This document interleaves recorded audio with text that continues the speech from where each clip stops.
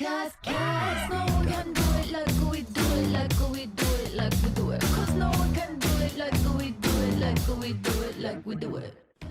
And welcome to the New York Reaction, where everything's sure to be an overreaction. I'm your host, the monster on the mic, Sheck Monster. We have a great show for you guys today. It's all about free agency. Just going to dip our toes a little bit into the topic, a little bit about the Giants, a little bit about the QB market out there, and we're just going to discuss it a little bit. So without further ado, let's get going. Okay, so let's talk a minute now about Giants free agency. Obviously, there's less than 2 weeks left. It's a major time for teams to start predicting and planning who they want to go after. You know, the talks have already commenced. People are behind the scenes, agents, players. Everybody has an idea. I mean, if that wasn't the case, then how is it 5 minutes into free agency, we're already looking at people signing with teams and everything like that? I want to start about talking about the Giants and their pending free agency. Everybody's talking about Leonard Williams has to be signed by the Giants, and I would agree with that. You don't go out, you don't make that trade with the Jets and give that kind of draft capital not to bring the guy back. Hopefully, though, it's not going to break the bank. We have a lot of cap space this year, and we want to be able to use it on versatile players and fill up some holes, but at the same time, we don't want to spend it all on one player. Now, with that being said, we look at some of the gaping holes the Giants need to fill, and one of them is going to be right tackle. Now, the thing is, there is a great right tackle out there available to be able to sign a free agency in Jack Conklin. Now, I would love for us to go do that because that would take away from some of the speculations and rumors I hear that we might draft a tackle 4th overall. Now, understand, I do know offensive line is important. I do know that we have to have a great offensive line in order for us to help Daniel Jones, but I also don't believe that a position as tackle, especially on the right side, is worth a top 10 pick. There are great offensive linemen out there. There's other options, but if you're going to be spending a top 10 pick on a tackle, it should be on the left side. It should be the blind side. It should be the side that's most important. Now, I know we need tackles. We got to protect him. We want to be able to help Barkley be able to have better runs up the middle and different things of that side, or even cut it out to the outside. But to go ahead and spend the number 4th draft pick on a tackle would just be absurd to me, and I hope we don't make that mistake. Now, with that being said, if we can leverage that pick and we can trade back in the draft and then pick up a tackle, I'm all for it. But we have a desperate need at linebacker, which always seems to be the case with the Giants for some reason. I think, I can't remember the last great linebacker we had other than maybe Pierce back in those Super Bowls, but we also need defensive line. And rather than making a huge splash in free agency for one of those two positions, that would make more sense to me to pick up number 4 in the draft. There are some great options out there in the draft at number 4 for either a linebacker or defensive lineman that we can go ahead and make somebody to rush the passers. I mean, if you look at the division, we're going to need to, because there's going to be some great quarterbacks there, and we're also going to absolutely need some offensive players to be able to protect, especially if Chase Young heads over down the street to Washington. We're going to need somebody to be able to stop him from running in. So there's definitely some options there that we can go after. But we have a lot of money in the cap. I think it's something, I can't remember exactly off the top of my head, upwards of $22 million to be able to spread around. $60 million in salary cap. I don't know why I said 22. We have $60 million. Last time we did this, we went out and splashed on big names like Olivier Vernon and a couple other guys that year, and we made the playoffs in 2016, and we're one and done, and our team still was garbage right after that. So we need to be a little bit wiser and not just go after the big names. That's why I don't think Jadeveon Clowney is a great option for us to go after either. In free agency, I don't see that making a whole lot of sense. If he was such a great player, and don't get me wrong, I'm not saying he's not by any means, so don't take that the wrong way. But if he was a player that was so sought after by these other teams, and Seattle wouldn't let him walk out the door, they understand that you can't put that much cap space into a player like that. It's easier to find amazing pass rushers in the draft than sometimes buying them in free agency like that. And I think it's something the Giants have historically been good at, and I think it's something we can do again if we leverage the positions at the right time. So it's all about how we can handle those situations and go after it. But the bottom line is we got to be wise about our money this year. We got to spend in the right places. 25-year-old right tackle that we wanted in the draft to begin with to spend the money on somebody like that, that makes a lot of sense to me. I can understand what we're doing. And there's ways to negotiate the contracts, spread them out, so that way you still leave cap space to sign some other players. And then we go out in the draft and we get aggressive. Hell, there's so many good defensive players out there in the draft as well that we can go ahead and still drop back and pick up a defensive lineman and a linebacker, get out of the 4th pick, maybe get a second first-round pick, so that way we can pick up one of each in the first round and get a decent linebacker, a decent defensive end, and kind of shore up that defensive side while we use our free agency to shore up the offensive line. Now, the one thing I hope we do in the second round of the draft is we better be going after a wide receiver. There's way too many of them in this draft, and Lord knows we can use a playmaker at wide receiver after losing Odell. Not to say that we don't have some good players out there, but we definitely could use a little bit of help out there. So we got to see what we can do to shore up some things in the offseason, make some different moves, make some plays, but let's not go crazy. Let's not shoot after people just because they have that brand name and not really think about what's going to be beneficial to the team. I've seen it happen in the past for us and never seems to work out. New York is that one market. You ever notice that the more you go and the more you splash on big names, the worse it usually is? The better you do when you go through the draft and you just sign free agent pieces to help plug in some holes and be some positional players on the team, the better the team seems to be. If you're wondering what I mean by that, I know it's a different sport and I get it. You guys are going to say, hey, one has nothing to do with the other, but just look at, it's still the market. You go look across the pond and look at the Yankees, right? And see what they've done with free agency in the past. Every time they brought on those huge, big contracts with those big names, how often were the Yankees really, really good? I mean, we kind of took a dip as a baseball team when we started signing the Alex Rodriguez, the Mark Teixeiras, the AJ Burnett, all these really big name players. And you know what? Within the last 5 years, we've gotten away from that again. Granted, we did win a World Series in 2009, so I'm not saying that it's not possible, but the team overall was not very good. And now you look at us, we're getting back to the roots. We're bringing people up. We're grabbing farm players. We're making trades to get good prospects like Labor, and we're bringing people in. And now the Yankees seem to be a more consistent contender. We're still going to go out there and grab a guy here or there, and I'm not saying the Giants shouldn't do that either, but they're not building the foundation of the team on free agency. They're building it through the farm league, through prospects, and making smart moves. And that's what I'm saying the Giants need to do. They need to go out there and they need to draft well. They need to make good trades, and they need to grab some free agency that's going to help round out the team, not be the catalyst for the team. So that's my theory. That's what I'm looking at, and that's what I think that we need to be able to do this offseason. I got more offseason talk coming down the road. This is just kind of my break into the conversation, but definitely hit me up about your thoughts on free agency. I want to see what you guys think we need to go after position-wise. What do we need to draft? What are your guys' opinion on what would be the best fit? Do you think we should go after Javion Clowney? Do you think we should stay away? Do you think we should go after the Conklin over from Tennessee and sign him, even though that could command a lot of money and not leave us as much room? I mean, where do you guys think the Giants should head in free agency? So I want to switch gears a little bit. I want to talk about the whole Ryan Tannehill, Tom Brady controversy and which one is the better quarterback to go with for the Titans and going forward. And I guess I got to understand people's train of thought here. Now, for the Titans themselves, I can understand the whole wanting to keep Tannehill possibility there. You have him in a system. He played well under that system, and you hope that he can continue to grow, but he is a backup quarterback nonetheless. He has been in the league for quite some time, and he really did not perform or do anything great while he was in the league, but I can understand that people could look at that and conjecture and say that, well, some of that had to do with Miami and his scheme and his coaching and the different things that he had going on over there. But when we look at the history, if he was to leave the Titans and what his market would be, because everybody says he has a high market. Here's the thing, though. He went to an AFC championship game. Great.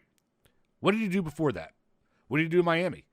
Well, I mean, it was a barn burner. It was horrible. He never produced. He never was efficient. He really wasn't a quarterback that many people were going after or seeking or sought after. I mean, to the point that he had to leave and become a backup. But now all of a sudden, after a half of a season of good play around a great team, now he's this hot commodity that people want. Let's look at recent history a little bit. I'm going to name a couple quarterbacks for you because I just don't understand the concept of this and believe exactly what I'm seeing. But let's take, for instance, a Matt Flynn. Now, for those of you who don't remember, Matt Flynn was a backup quarterback for the Green Bay Packers. Aaron Rodgers got hurt, and Matt Flynn came in, had some great games, actually set some NFL records during that time, did amazing, and then the Seattle Seahawks decided they're going to go turn around and they're going to sign him when he became a free agent. Give him $26 million over 3 years, $10 million guaranteed. Not a crazy amount of money or anything like that. It was a very short-term deal, but still a lot of money for a guy who really never had an opportunity to prove himself or show that he was worth anything, right? And then turn around and what happens that same year, the year they sign him, a third-string quarterback shows up at preseason and takes the job from him, right?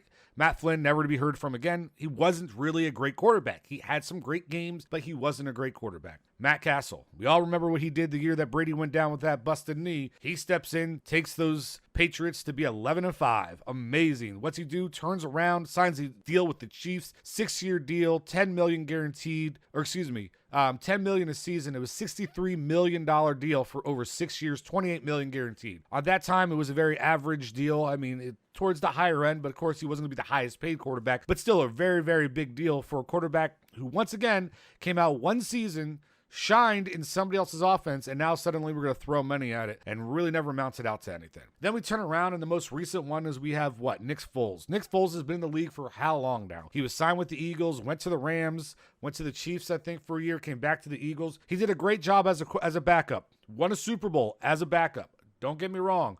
Not taking anything away from this guy. But the reality is he wasn't worth a 4-year deal, $88 million with $50 million guaranteed. He got a $25 million signing bonus just for putting his name on the line. And it's already been reported in this offseason that the Jags are looking to dump his contract and get rid of Nick Foles. Come on, people. Why do we think that if Tannehill jumps the wagon over and goes someplace else that he's going to be a great quarterback? Better yet, why do we all assume that if he stays, he's going to be a great quarterback either? He had a good season, which we've seen happen to quarterbacks before. They come out, they have a great season, but it was a fluke. Teams do it all the time. Hell, the Jaguars one year went to the AFC Championship game, and now they're selling off all their players. The very next year, they stunk. They didn't even make the playoffs, I don't think. We got to start looking at the long-term effects of these players and understanding that once you have a body of work out, usually that body of work is accurate. It's very rare you're going to have a guy change. Now, don't get me wrong. There are quarterbacks who don't have to be the greatest of the greats that can get you to a Super Bowl, and so that's not what I'm saying. I think if Ryan Tannehill stays with the Titans, I'm not saying that he couldn't take them to a Super Bowl by any means. I'm just saying he's not going to be the one to carry them to the Super Bowl. It's going to take Derrick Henry. It's going to take a defense. It's going to take other people behind him in order for him to get you there. But hell, we've seen Trent Dilfer do it. Right? We've seen Brad Johnson's done it, right? Brad Johnson won a Super Bowl. We've seen quarterbacks that are just capable of managing the game, not making too many mistakes, that can help you get to where you want to go, but they're not going to be the reason you win the Super Bowl. They're not going to be, and believe it or not, I will bring up his name, a Tom Brady, who has been a reason for teams winning the Super Bowl and getting to the Super Bowl. They're not going to be an Aaron Rodgers that can carry a team. Hell, believe it or not, they're not going to be an Eli Manning. And some of you may not agree with me, but there were plays that Eli Manning made during those 2 Super Bowl runs that got them to where they needed to be and helped them win those games. That deep pass to Tyree, if he didn't break those tackles to throw the ball down the field, they wouldn't have been in a position to win. If he didn't make that dime pass on that sideline to Manningham, they wouldn't have been in a position to win those games. What I'm saying is I don't see a Tannehill as the type of guy to be able to do that. Now, on the flip side, there's another backup quarterback out here in free agency that I do think could actually be a very decent player under different schemes for a different team. And that's the reason I believe that he has a viable chance to be a good starting quarterback is you look at his body of work from when he was with the Vikings.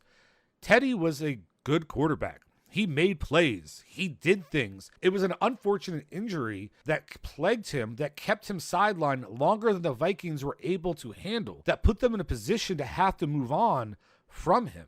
But Teddy is a good quarterback. He stepped in adequately for the Saints this year and actually won those 5 games. Now, I'm not saying he's going to be great, but I'm saying he is definitely capable, and it makes sense for a team to be interested in taking him on and wanting to have him on the sidelines and be able to be a play caller for him. On the flip side, Jameis Winston. Why does somebody honestly think if you could take Jameis Winston and you put him on a different team with a different coach and a different scheme, this guy's going to be anything more than he is? Sometimes, as Denny Green said, you are who we thought you were. And Jameis Winston is who we think he is. He's the guy who's not going to take the game seriously, who's not going to study, he's not going to put in hard work. He's going to do shenanigans on the field by poking people's helmets and doing different things to distract the team rather than being out there and working hard every day. And I'll tell you right now, if it's because of the coach and the organization that he's had all these problems, then that says something about him and his character anyway.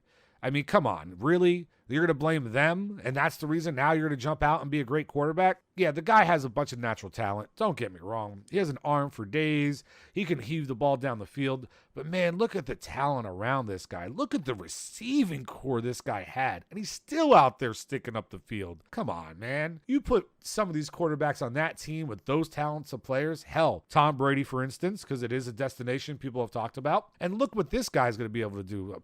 Could you just imagine throwing to those receivers, to those tight ends? Man, it's just incredible how bad he can be with such great players around him. I don't know. This is just my opinion on the whole thing. I just don't understand how short-minded the people are out there in the NFL that if you have a half a season that's great, now you should be a franchise type player. A half a season doesn't prove anything. What about those other 8 seasons of you not doing anything and not doing diddly that really make up who you really are? Why don't we talk about those? Why don't we focus on those and say, you know what? Could he be a good quarterback? Sure. But maybe I need to see a little bit more before I'm going to go throw out all these millions of dollars around the quarterback. It's been said multiple times out there that there's never been a Super Bowl champ in the Super Bowl era where a quarterback has taken up 15 to 20% of the cap space in the cap era and they've won a Super Bowl. Everyone who wins it is 99% of the time on their rookie deal, or they have a quarterback who has been a journeyman and comes in and has a great team around him and is able to manage the game properly. If you're going to go spend on the quarterback, normally you're not going to win a Super Bowl. Are you going to make it to the playoffs? Absolutely. Are you going to put fans in those seats? Are you going to sell jerseys? Are you going to make a lot of advertising money? Absolutely. But are you going to win the Super Bowl? Not likely. That's the whole controversy going on in the Chiefs right now with Patrick Mahomes. And once you pay this guy, what does that allow you to put around him? So what I'm saying is don't go out there. Don't look to break the bank on the quarterback. Don't spend all this money. Maybe try to find some way to work out some kind of good contract, get a good quarterback in, and build around him, just like the Patriots used to do for so long. One of the reasons the Patriots won so many Super Bowls is this exact problem they're in now. Tom Brady didn't take the money. He gave him a discount every year in order to put pieces around him. And now he doesn't want to do that, at least the reports say, and now look at him. They're going to have to go out there and get a journeyman. And guess what? They'll probably still be good enough to get to the Super Bowl because they know how to put teams around them. And Tom Brady's going to go and break somebody's salary cap. And if he doesn't win in the next 2 years, they're not going to win it because they're not going to be able to afford to put players around him. And if the Chiefs don't figure something out, they're going to have a tough time going forward with this whole controversy too, paying the quarterback versus paying the players, because it takes more than one guy to win a Super Bowl. Hit me up at thenyreaction@gmail.com. Send me your emails, send me your questions, your concerns, your comments, and I'll have on the next show, I'll make sure that we talk about them, we address them when we get them out there. Yeah, definitely let me know. It's the nyreaction@gmail.com. Just hit me up with anything you guys want to talk about.